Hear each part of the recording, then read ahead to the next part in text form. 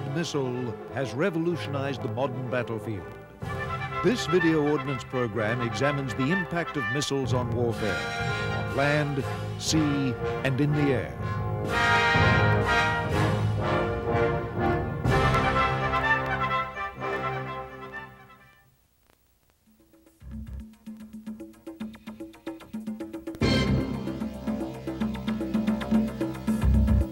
The dominant weapon in land warfare since the Second World War has been the tank. Today, guided anti-tank missiles are the most serious challenge to tanks on the modern battlefield. Their shaped charge warheads can bore through nearly a foot of steel armor. If they hit the tank's vulnerable ammunition, as we see here during a test firing, the results are catastrophic.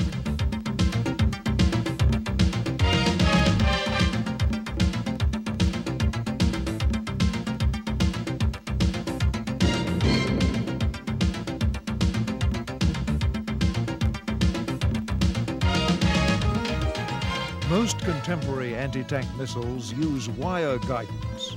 When the missile is fired, a thin wire, hardly thicker than a human hair, is spooled out behind it. The launch station automatically tracks the missile gunner keeps the launcher pointed at the target, and the guidance system in the launcher sends signals to the missile through the wire, which correct its trajectory.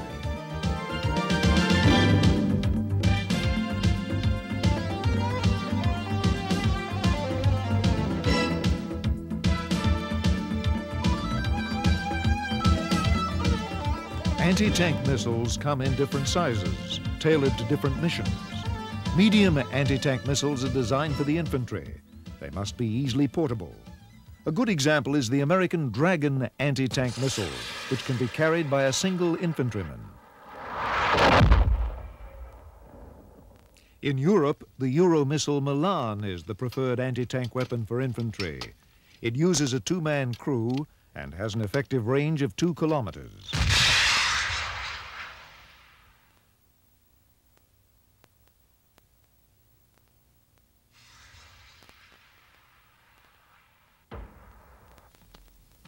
The Milan can also be fitted with a mirror night sight, which enables it to be used at night as well as in daylight. The success of weapons like these and their Soviet counterparts has led to improvements in tank protection. Tanks now use Chobham armor or reactive armor to protect against missiles. This has led to further improvements in the missiles, like tandem warheads, which can defeat reactive armor. The Swedish Bill missile uses another approach. Rather than attack the thick frontal armor of the tank, protected with layers of advanced armor and reactive armor, the Bill instead attacks the thin roof armor. It is programmed to fly over the tank, and when in the right spot, detonates its warhead downward with dramatic effect. Conditions on a possible European battlefield have led to other specialized approaches, such as the new Aerospatiale Eryx missile. Because of their speed, medium anti-tank missiles cannot be guided for the first few hundred meters of their flight, so they cannot be used at close ranges, such as in city fighting. This is an urban combat missile which can be fired from enclosed spaces. It leaves with a very slow speed, and its guidance system allows it to maneuver at short ranges. The infantryman can launch it while in towns without worrying about the backblast, like the type that would come from a high-speed missile.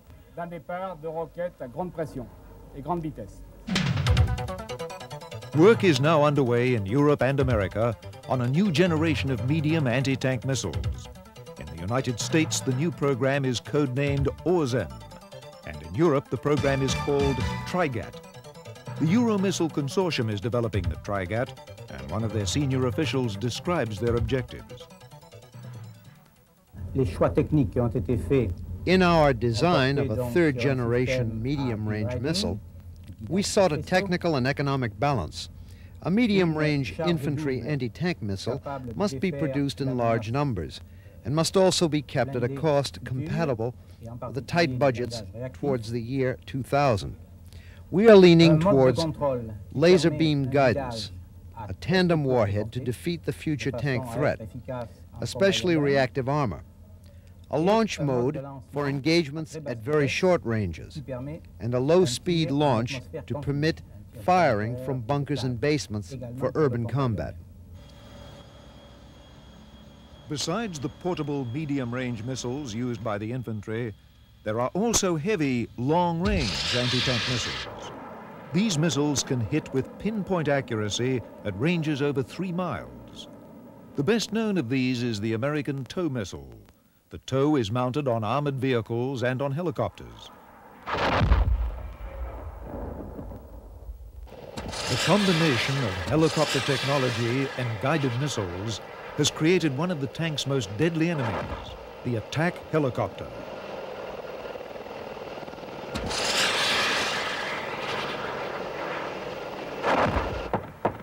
The TOW can also be fired from armored vehicles like the M2 Bradley infantry fighting vehicle. In Europe, the counterpart of the TOW is the Euro missile HOT. As in the case of the TOW, it can be fired from both armored vehicles and helicopters.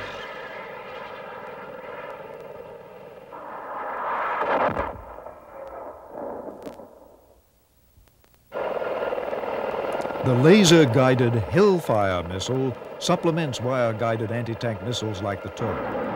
The Hellfire was specifically designed for use from helicopters like the U.S. Army Apache. It is the most powerful anti-tank missile in service today and can hit targets over 6 miles away. The Hellfire is laser-guided.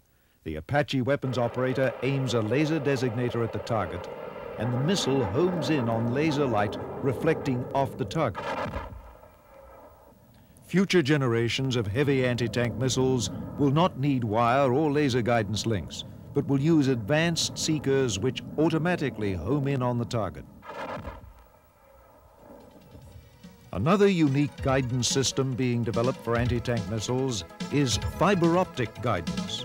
The missile trails an optical fiber which conveys the video image from the camera in the nose of the missile back to the operator. The operator can actually see the same video image of the target seen by the missile. The operator can steer the missile into the target with great precision. This will permit the development of missiles which can strike targets at much greater ranges than now possible, perhaps as far as 30 miles away. These missiles could also be used to attack low-flying helicopters. There are 2 such missiles in development, the FOG-M in the United States and the Polyfem in France and Germany.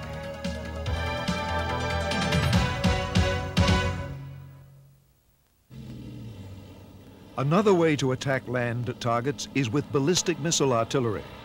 The United States Army's MLRS artillery rocket system can attack concentrations of tanks and other targets using small, scatterable bomblets.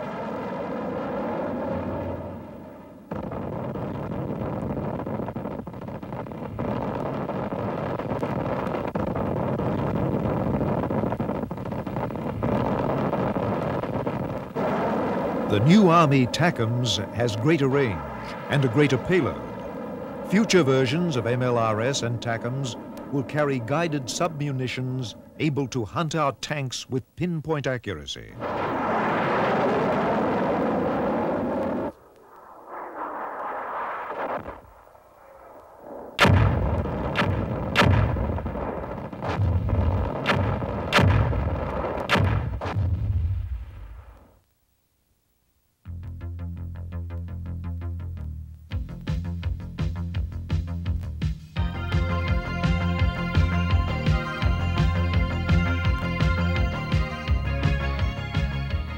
For a century, the traditional weapons of naval warfare have been the gun and the torpedo. But with the advent of miniature radar guidance seekers and advanced electronics, anti-ship missiles are joining the naval arsenal. Perhaps the most famous of these is the French Exocet. Weapons like the Exocet can be fired from surface ships, aircraft, or even submarines.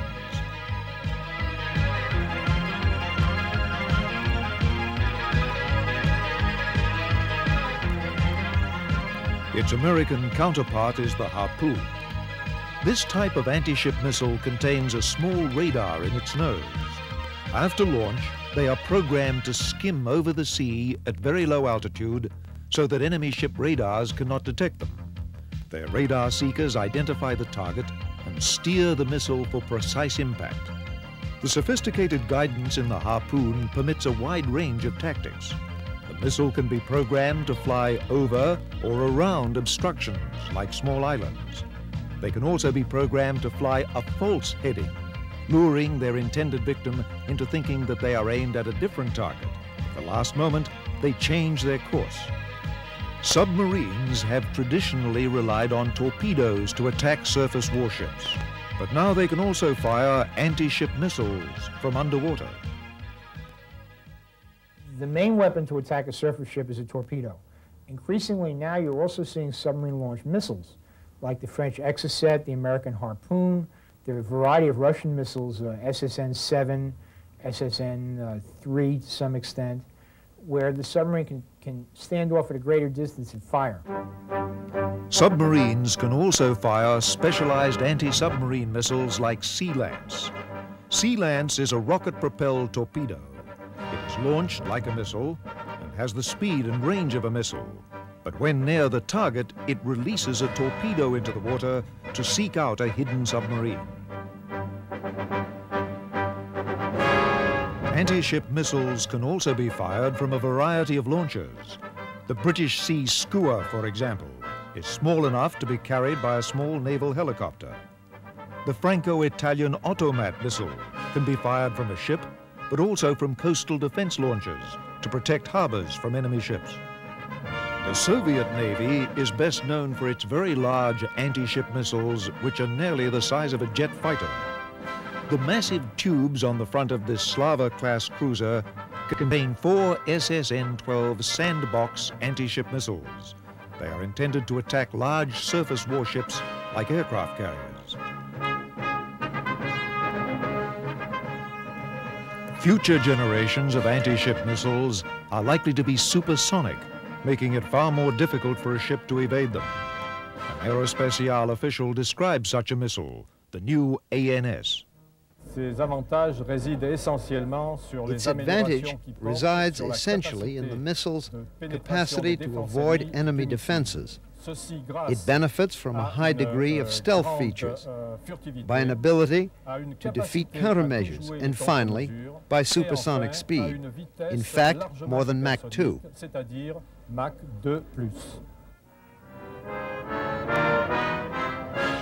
Naval missiles can also be used to attack land targets. The U.S. Navy's Tomahawk cruise missile uses a special guidance system called TERCOM to seek out land targets. The missile's computer contains a map of the target area, and it compares the radar images of the terrain below it with the computer maps stored in its memory. This allows precise attacks against pinpoint targets miles inland.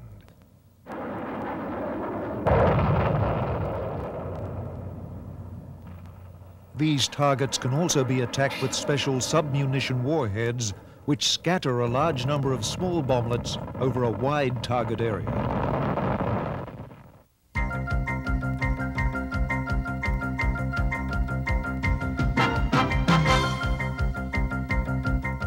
Since the 1950s, the missile has gradually become the primary weapon in air-to-air combat.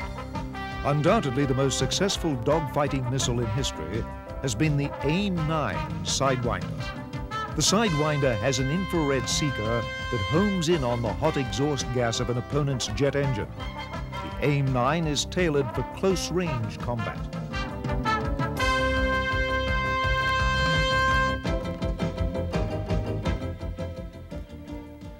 In the dogfight mode, they designed the AIM-9 missile, which gives it a quicker launch, a faster acceleration. It's a much quicker missile to get to the threat.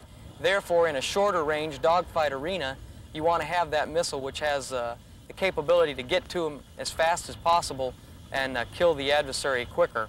The capability of the Sidewinder has improved through time due to its new and more sensitive heat-seeking guidance.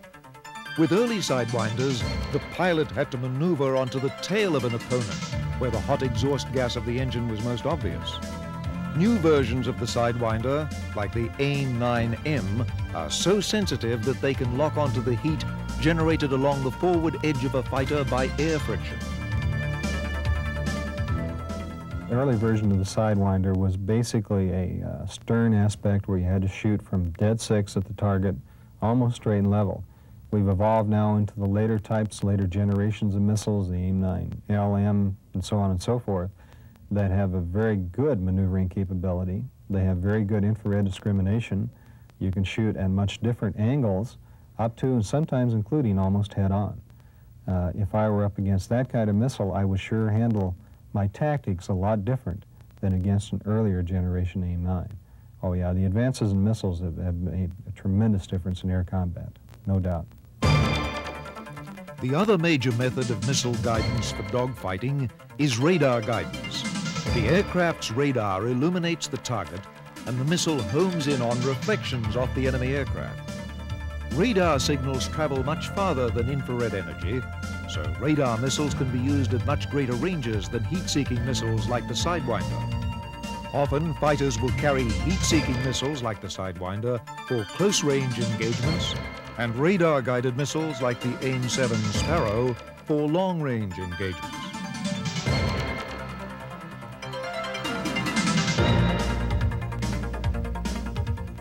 The F-15 carries three types of weapons. We carry 4 radar missiles, the AIM-7. We also carry 4 heat missiles, the AIM-9, and we carry the gun. The AIM-7 is a radar missile, as I talked about, and that's primarily employed in a beyond visual range environment. We do not see the other airplane. We see them only on the radar normally, although you can shoot it in closer. But that's normally to get that first shot of opportunity. Once you've ID'd the target as hostile, take that first shot. Dogfighting missiles have been developed in Europe as well. The French Magique is an infrared-guided missile and a direct counterpart of the Sidewinder. The radar-guided Super 530 fulfills the same role as the Sparrow for long-range air-to-air combat. The British Skyflash is an improved version of the Sparrow.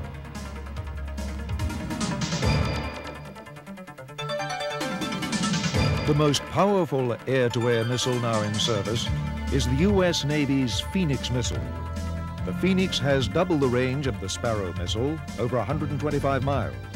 The sophisticated interface between the Phoenix and the F-14 Tomcat's powerful radar allows the Tomcat to engage up to 6 targets simultaneously. In the future, these features will be found in smaller missiles, like the new AMRAAM.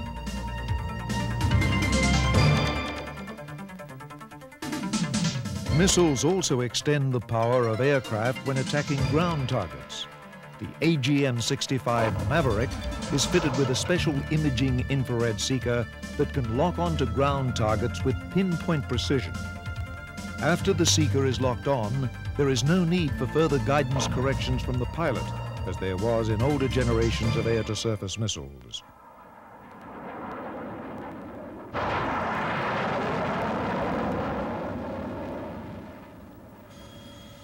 Attack aircraft are threatened by new advances in anti-aircraft missiles. To avoid these defenses, new missiles are being developed which can be pre-programmed to avoid enemy missile sites. A good example of this type is the new Matra Apache. The attack aircraft can fire the missile from outside the range of enemy anti-aircraft defenses. The missile flies itself to the target area. The Apache can attack different types of targets depending on its weapon load. Enemy airfields are a particularly important target and can be attacked using runway cratering munitions. Tank formations can be attacked using special submunitions.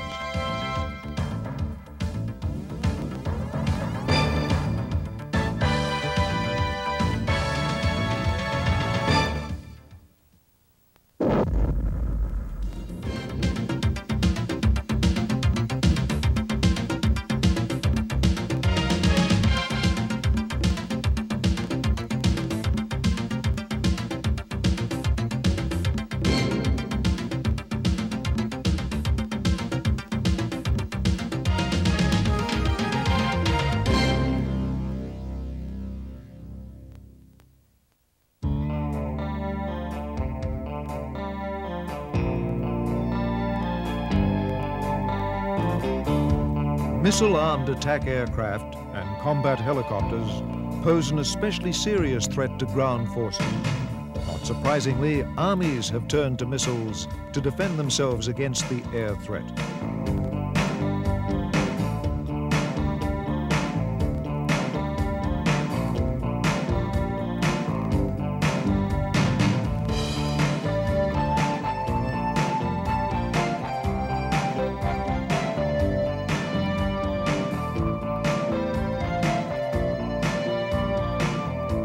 Air defense missiles come in many sizes, from short-range systems that can be carried by an infantryman, like the Javelin, through highly complex systems that can hit enemy aircraft 40 miles away, like the Hawk.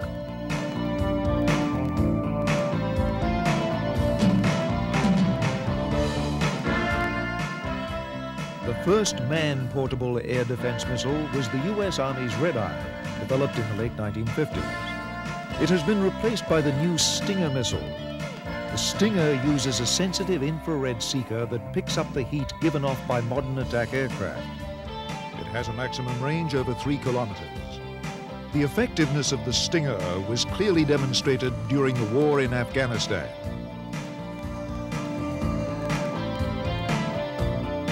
The noted defense analyst David Isby traveled with the Mujahideen resistance during the war and explains the Stinger's importance. Starting in 1986, these were supplied to the Afghan resistance, and they have been used, it appears, most effectively. According to U.S. government sources, no less than 68% of those fired have resulted in shot down Soviet airplanes or helicopters. In the June 1987 Soviet offensive in Paktia province, which is one of the areas where there's been the most intense fighting in Afghanistan, the Soviets have had to reduce the use of helicopter gunships, which up until now have been their primary offensive weapon in Afghanistan. The Stinger can also provide fast, mobile air protection night as well as day. The United States Army uses a pedestal-mounted Stinger called the Avenger.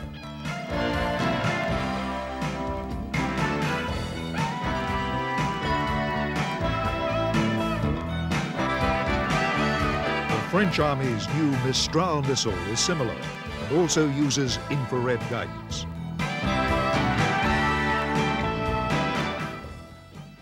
The Mistral is a short-range infrared missile, about 7 kilometers in range. In our view, it is the most advanced system in the world today. It has been in service since the end of 1988. It is used by 6 countries, and we estimate 10 users by 1990. Another missile used in Afghanistan was the British Army's Javelin. The Javelin uses a different guidance system from the Stinger or the Mistral. The missile crewman places a small cursor over the target using a finger control, and the missile is automatically steered against the target.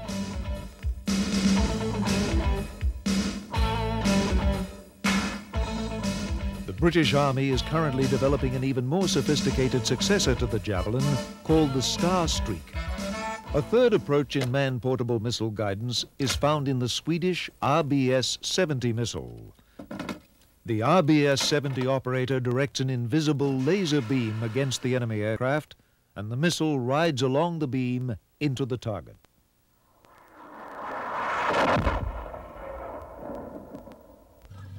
To protect maneuver forces against aircraft, air defense missiles are mounted on tracked vehicles. The Chaparral is a medium-range missile system used by the U.S. Army. The missile itself is derived from the famous Sidewinder dogfighting missile. It uses infrared homing like the smaller Stinger.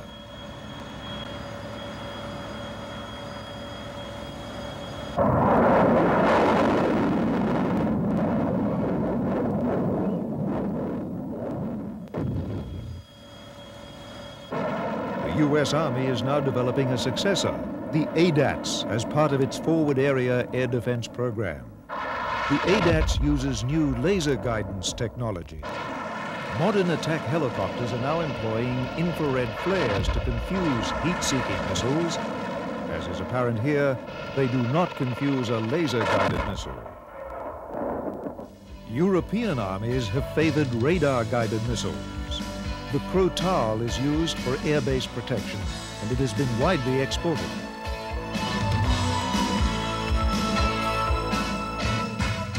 The German and French armies use the radar-guided Roland missile system. A senior Roland program engineer describes the current effort. Roland système se trouve actuellement en fabrication de grande série. The Roland is now in service with 10 countries, 3 of them in NATO. There are 540 launch systems and about 25,000 missiles in service today. It is an air defense system to protect against low and very low altitude aircraft. Originally, it was designed to escort mechanized formations, and its use has been extended to defend fixed sites, such as command posts and airfields. It is being modernized both for the French and German armies.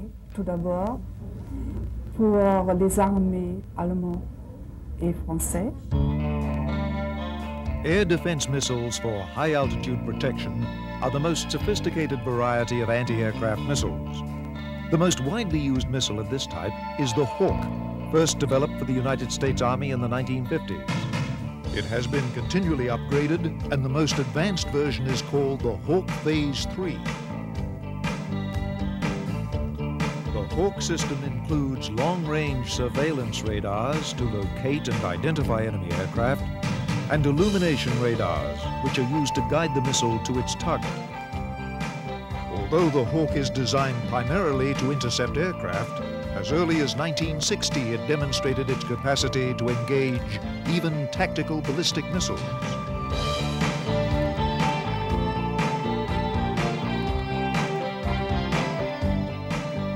The Patriot system is the successor to the Hawk.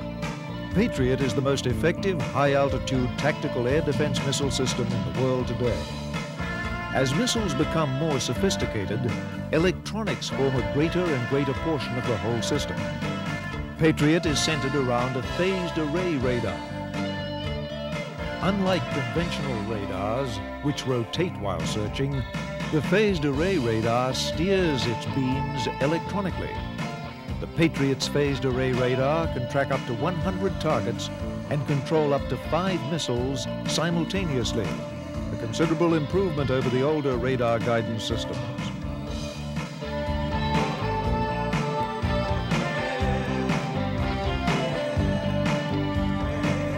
The radar sends out a special electronic signal that illuminates the targeted aircraft. Then it tells the missile to open up its receiver and pick up the reflected energy. When the missile receives the reflected signals, it reports back to the main radar, telling it what energy it sees. The computer then sends course corrections to the missile via the radar to ensure a very precise interception.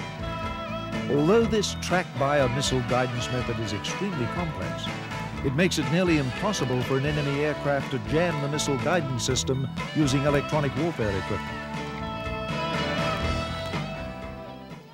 Over the past 2 decades, the role of missiles in modern armed forces has continued to grow. Missiles are now an essential ingredient in a whole range of modern weapons, including combat aircraft, warships, and armored vehicles.